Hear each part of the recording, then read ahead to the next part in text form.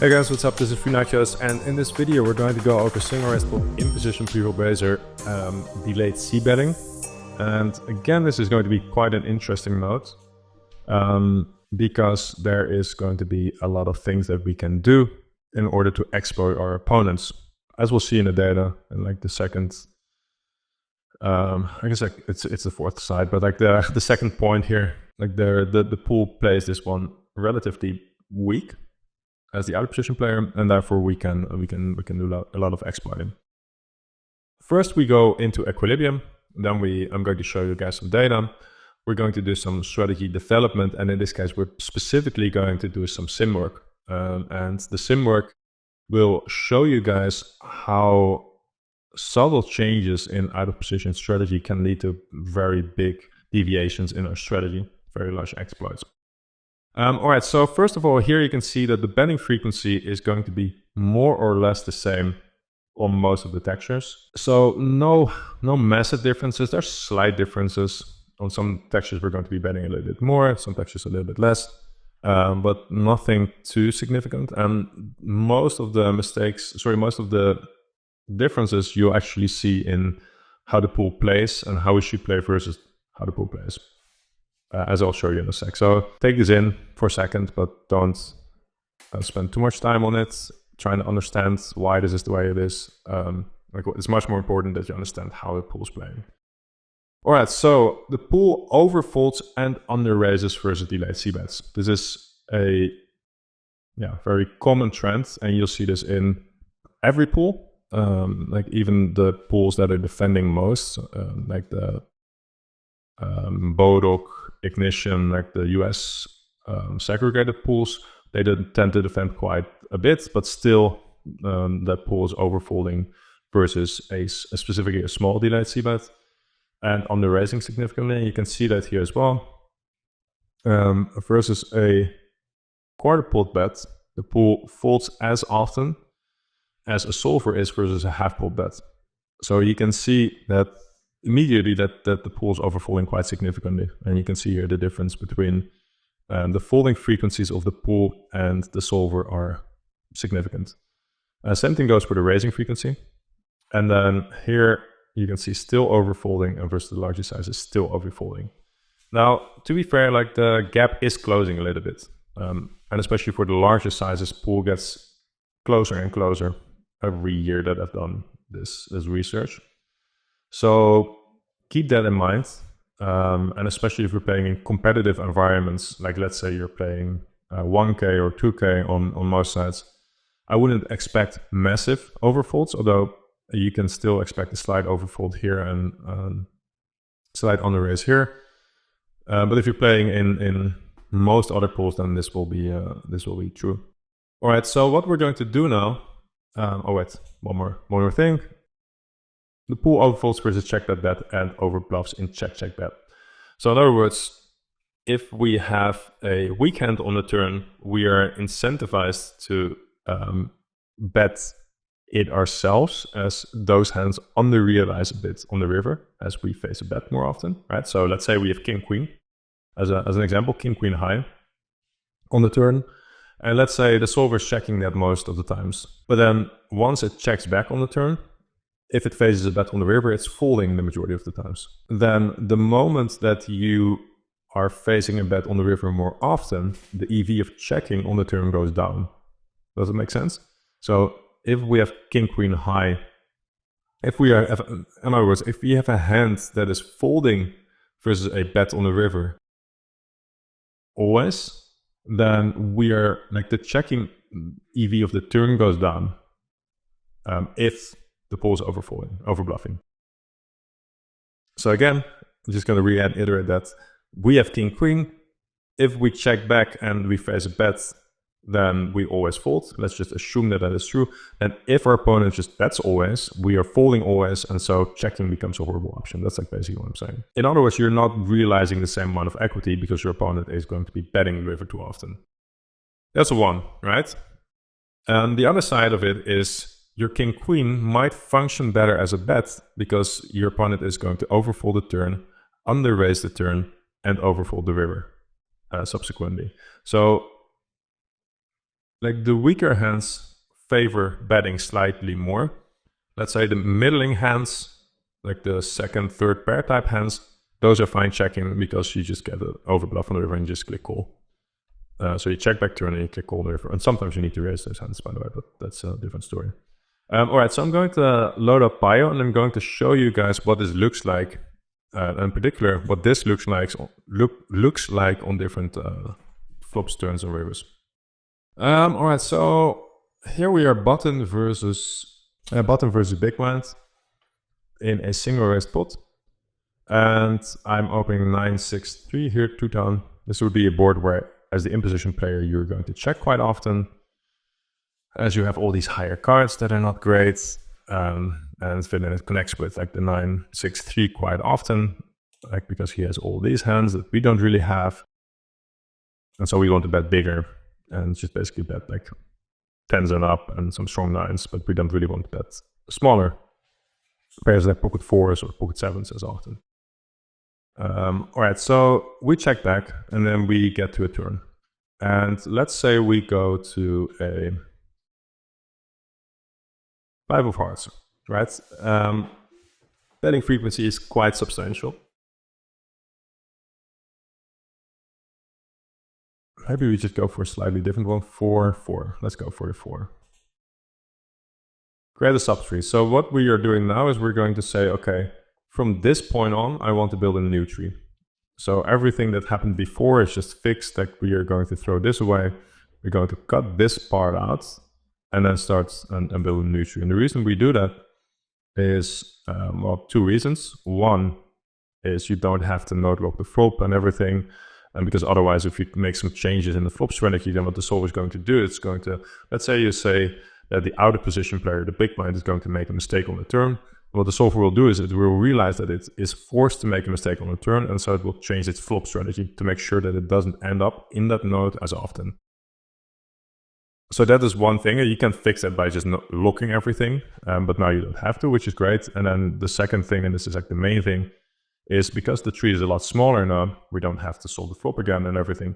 Node locking and running the tree will go a lot quicker. So we are clicking build tree here, we click go, and then we can see that it's loading. I set the accuracy quite low.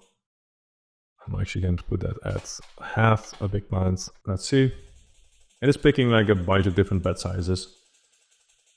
It doesn't really matter too much. And in position has like, so what I'm going to do is I'm going to just simplify the game tree a little bit because, well, we can. And we're just going to make sure that both the out of position and the in position player are going to play a quarter pot sizing. This will obviously trim down the game tree a lot more. And so now it will run relatively quickly. So you can see now it just goes down, and then with like 10 seconds or something like that, you're going to be there. Here we are. This is going to be a suboptimal strategy for both players, which is going to be fine. Doesn't really matter too much. We just want to have a simple game tree. In position is betting 40%, out of position a little bit more. And the reason is just out of position has a lot more of these lower cards, like we said before.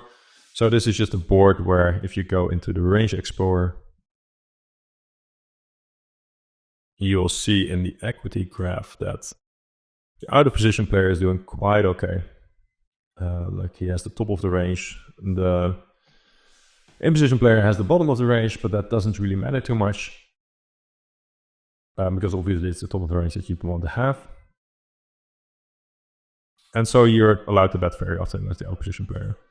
Should out of position check, then we are, as the in position player, betting this frequency. Anyway, like if we bet here, we're going to see a raise relatively often, like 19%, which is like very significant. We are going to raise not very often. I would have expected this to be relatively often as well. Usually this is around 10% on average. Now maybe a little bit more versus the small sizing in particular. The reason why it is a little bit less now is because there's just one sizing. And so like the strong hands, like pocket 9s, pocket 6s, 9-6, 5-7 are also betting in a smaller size. Whereas if we just real quickly go and give the out of position player an option to bet bigger as well, then you will see that some of those hands Like 6s is mainly choosing bigger sizing, 4s, 3s, 5, 7, all mainly choosing a bigger sizing.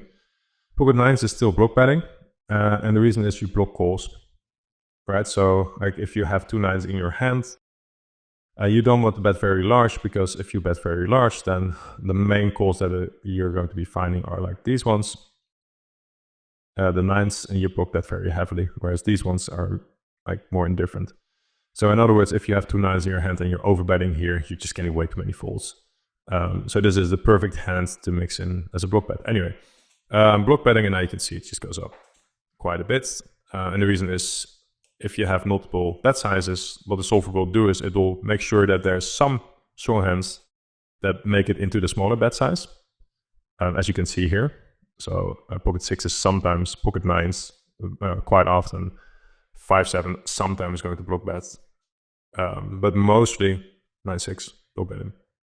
Mostly what you'll see is the bigger size will be much stronger than the smaller size, and so because this is now a weaker size, you get to raise more liberally. Suddenly, like ace 9 becomes an okay raise, king 9 becomes an okay raise, because it just doesn't contain as many strong hands.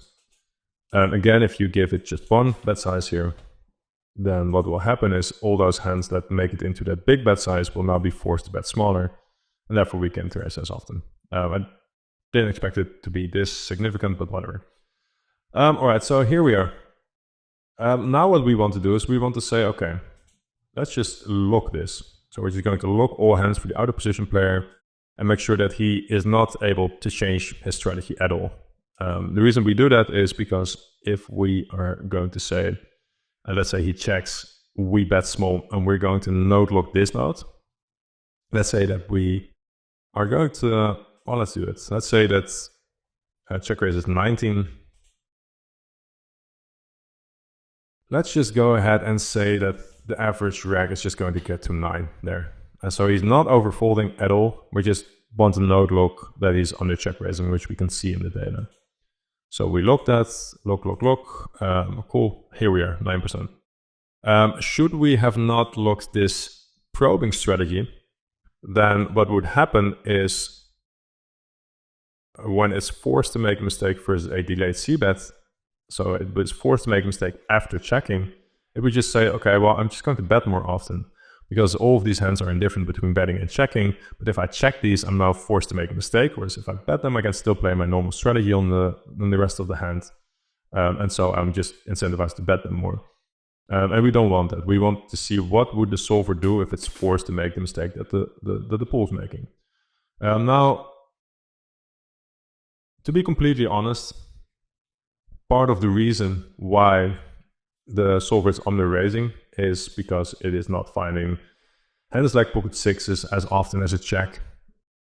Pocket 4s, pocket 3s are not checking as often in reality, especially in weaker environments, as they are in a solver, and that is one of the reasons why they are under raising. So it's also a matter of the range being different the moment that that they face a small bet. For now, we just want to understand, okay, what happens to our roughly 40% betting frequency if they're not raising enough? We know that this is not perfect. It's definitely wrong. But as they say, all models are wrong, some are useful, and this is hopefully going to be a more useful model. So we want to see, okay, pool is not overfolding, but they're raising not often enough. What is going to happen to our delayed C betting frequency? So what I do now is I'm going to click go. And again, this strategy will remain the same because we locked it. It's still probing 62% of the times. But you can see now the in-position player is allowed to range bet. And the reason is quite simple. Well, let's say you have a hand that wasn't really betting the turn. Let's say queen or something like that. King jack, I'm showing those were hands that are checking quite often on the turn. The reason that they were checking initially is, well, if you bet it, then 20% of the times you get check raise and you have to always fold it. Whereas if you check it now, then you get closer to the river, you can spike a king, you can spike a queen, but more importantly, you are getting into a situation where sometimes the turn goes check, the river goes check, and you win, your king, queen higher wins. And I'll show you that in a second. I'm just going to go back, click build tree and click go here so that we have the equilibrium strategy again. And so we can see, now we're back here, king queen wants to check here. Now let's say we check, and the river is like a, I don't know, 3, and you get another check. Then here king queen is checking down for EV for 2 big blinds. For almost half the pot, which seems quite a bit actually. I wonder if I set this in percentages, that could be true as well. Anyway, it's checking back for quite a bit. Let's see if, oh yeah, so yeah, no, that's actually 2 big blinds. It's because on this run out, the other position player is just checking heaps and it's just giving up like hands like Jack 10, 10 8, stuff like that. It's never betting. That's the reason why he doesn't want to bet. You can see that betting and checking the EV, if you look at the bottom right in that grid, you can see that those are relatively close to one another. If you look at the king of clubs, queen of spades on the bottom left of the grid, you can see that the EVs for that hand is exactly the same. So it doesn't really matter in equilibrium whether you bet or check. For this combo in a vacuum, like if you just had that combo, you couldn't make an EV mistake. So it is relatively close. But in equilibrium, you'd want to check because, like, one, if you bet here and you get that raise like 18.5% of the times, you'd always have to fold. And so you'd be in a situation where you wouldn't really want to bet it. And then the other thing is, like, you bet it, but you are going to make hands fold that you beat, right? Hands that you dominate. And so, like, let's say your river is a queen. It's actually not great to make queen 10, queen jack, king 10 fold, right? We don't really want that. We want him to hit a king when he has king 10, and we hit a king with our king queen, and then we win a pretty big pot still.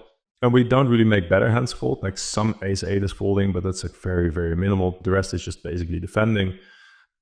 So we can't really bet for value much. We have a reasonable like checking EV, and there's a lot of branches of the game tree where we check down for some percentage of the pot, and so we want to be checking equilibrium.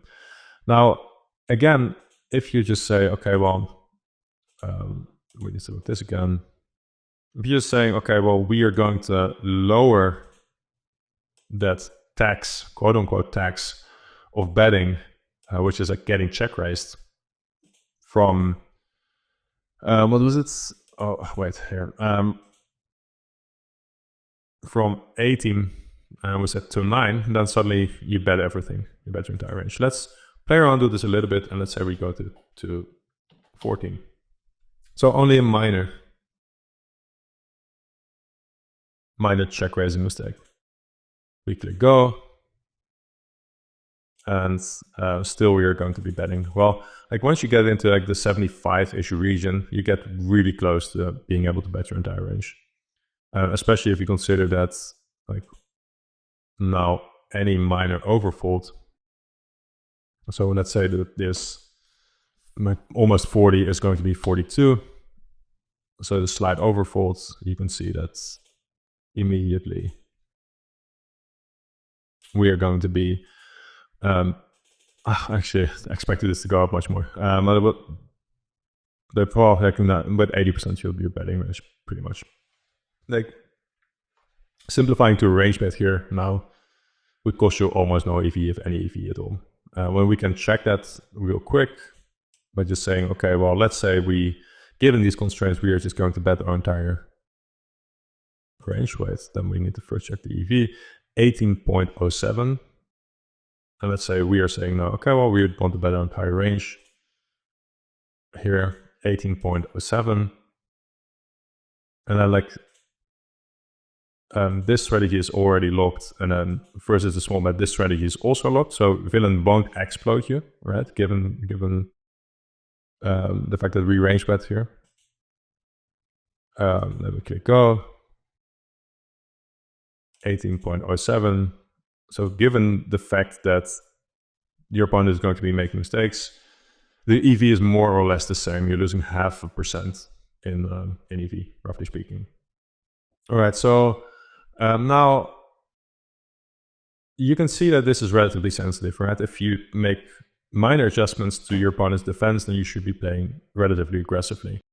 Now let's take a step back and ask ourselves, what can we learn from this, right? Because you could argue, well, we should just bet our range and move on with life. And I think that would be the wrong conclusion to draw here.